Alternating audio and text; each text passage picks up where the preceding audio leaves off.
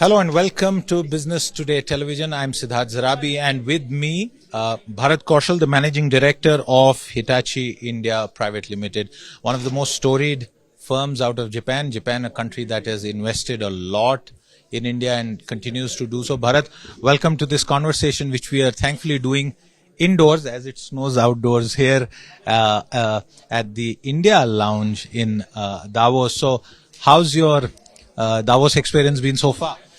I think there is a very universal recognition this time, not just of India's geostrategic importance, but about the market, about talent and innovation.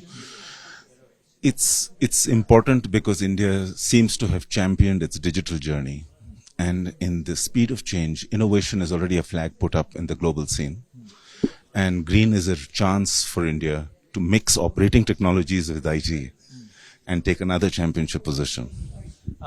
Taking a championship position is very significant.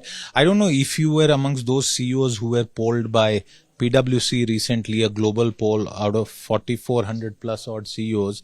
A majority said that the world, Europe, advanced economies are heading into a recession, but that was not a word used for India. As a company that manufactures and sells in India, what's your own sense about the Indian economy? Well, first of all, starting at the end, we have changed from just doing business in India for India to doing business from India to the rest of the Hitachi world outside, including North America, say in the rail business.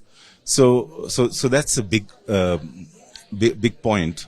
But the bigger point of the noise of recession, I think I've been an investment banker for 25 years, and it's kind of been reasonably discounted already in the tentativeness that has been set in. Yes, there is going to be shorter and medium-term impact on the level of tolerance of different economies, both as companies and countries. But India is here to stay, because the uniqueness of India is that it is a high-volume market which makes not low-cost solutions anymore, but competitive solutions on one side. And on the other, with companies like ourselves, we have access to higher margin overseas market.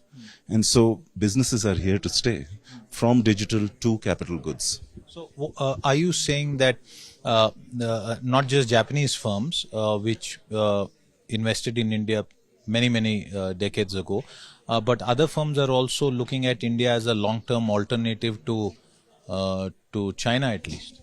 Well, yes, the China plus one story on the supply chain augmentation has been there for the past maybe 2-3 years, ever since this thing went up. And subsequently, even raw material prices went up. And then there was the Ukraine crisis. So multiple things happened in the global economy. But having used the volumes intelligently, India has proven that it can be attractive. I think that one differentiator in India, the Western world saw Industry 4.0 unleash Society 5.0. While in India, the entitlement and empowerment of society has happened first, making it attractive for investments to come in industry.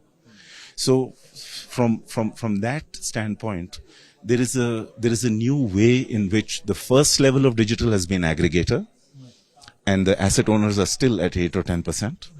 But there will be a new sweet spot, like the Netflix and Disney debate, between asset owners and aggregator, which will define an evolving innovation role to play even geometric progression of a contribution in our growth. My next question also has a component of you explaining to our audience that when you say that you're making in India, but you're making for the world, how much of your manufacturing overall production is 100% Indian, or are you also obviously a part of the global supply chain which got disrupted recently? Well, every large economy is part of that disruption. And so are large companies like you. So are large companies, and which are equally as big as economies in their own right. But I personally feel, yes, we are in India looking at this disruption a little bit differently, because we have continued to look at India as a market as well as India as an export base at the same time. One of the factors that we have seen in certain sectors, not for everything, is the challenge from other Asian economies.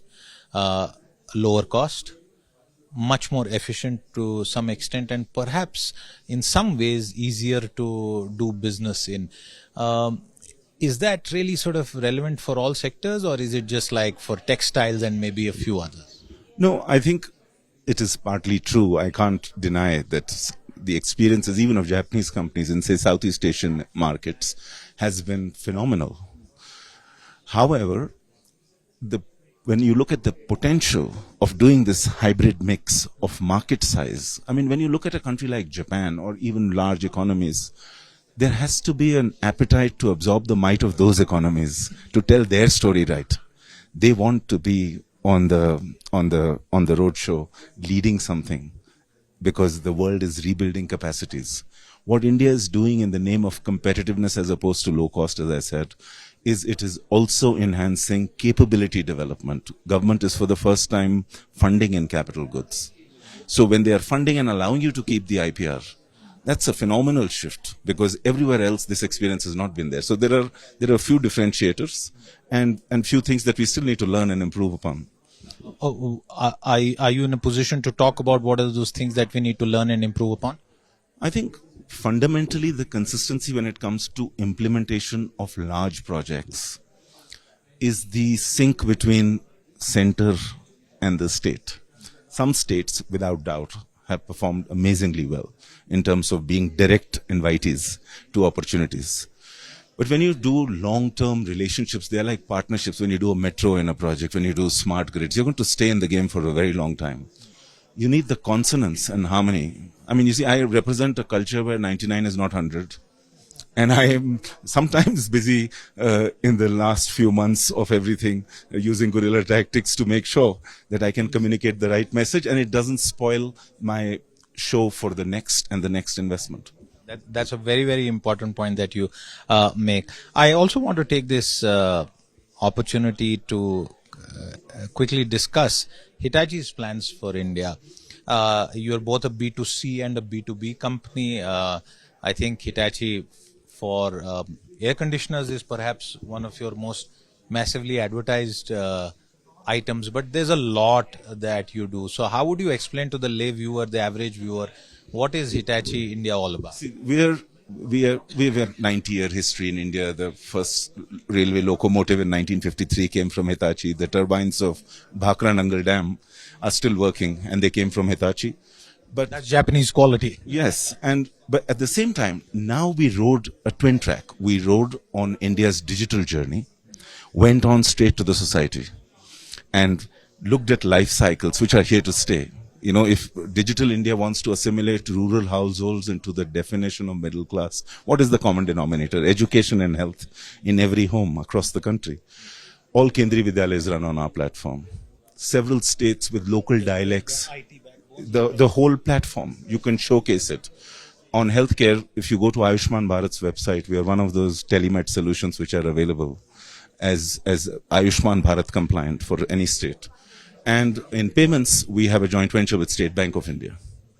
Now that we have a better B2C understanding and our B2B credentials are proven, when I look at a mix of using the digital journey to my monetizing ability, I'm looking at a price-sensitive OPEX model and a CAPEX model, energy as a service, utility, infrastructure, mobility as a service. So I'm also the train maker. I also do the bullet train, but equally I do the modernization of Indian Railway and the urban mobility-driven metro. That's why, from India, first time, we are targeting North America, and we have succeeded. And what are those items that are going to North America? Rail business. For the rail business. So we are going to box it there, of course, because logistics costs are prohibitive. But the fact that we can do green and digital. See, if you look at the change in the society, there is a new generation of expectation every day. I mean, till the time COVID was on, Mumbai, as a case in point, wanted everything to happen on time. And tomorrow, the Honorable Prime Minister inaugurates the metro in Mumbai. It was completed. But now the aspiration has gone up. The handrail must also have a 5G ad according to 5 o'clock and 1 o'clock. It's a new story, right? That's how people want to have CAPEX and OPEX monetization. So why shouldn't we? Why shouldn't you? Just a final question, really, since you speak with such passion about your business and the India Connect, where does India scale in Hitachi's global footprint? How large a business is it for you? See, the business, I mean, Hitachi has 5 global regions, China and India, and then there is Asia, America, and Europe. The other 4, by value of revenue, are bigger, marginally. But we've had a series of great assimilations into, it's a Japanese way of saying, into the Hitachi fold. ABB, a long-standing company and a listed company in India, the Swiss and Swedish company, has become Hitachi Energy on the stock exchange, National Stock Exchange. And Saldo, the Italian giant, is now Hitachi. Thales will soon be the French company in telecommunication and signaling, will be Hitachi. Global Logic, which is number 1 company amongst the top companies in experiential outcomes. What do you feel and what propels you to sort of engage more and create stickiness? You stay with me in the game. That's what big titans did for their map network, for their emails and others. Now it's a Hitachi company. So we've done some intelligent utilization of fixing the whole B2B2C in the new meaning of it, and then mixing it. At the same time, equally, we understand it's collaborative and co-creative. Nobody is going to make the whole journey themselves, because it's redefining capacity and capability. Well, I'm glad you are not only collaborating, but making it happen in India. Like you said, make in India, but making and sending to the world. Bharat Kaushal, as always, a pleasure. Thank you very much for your time. With that, it's a wrap on this conversation. Thank you for watching.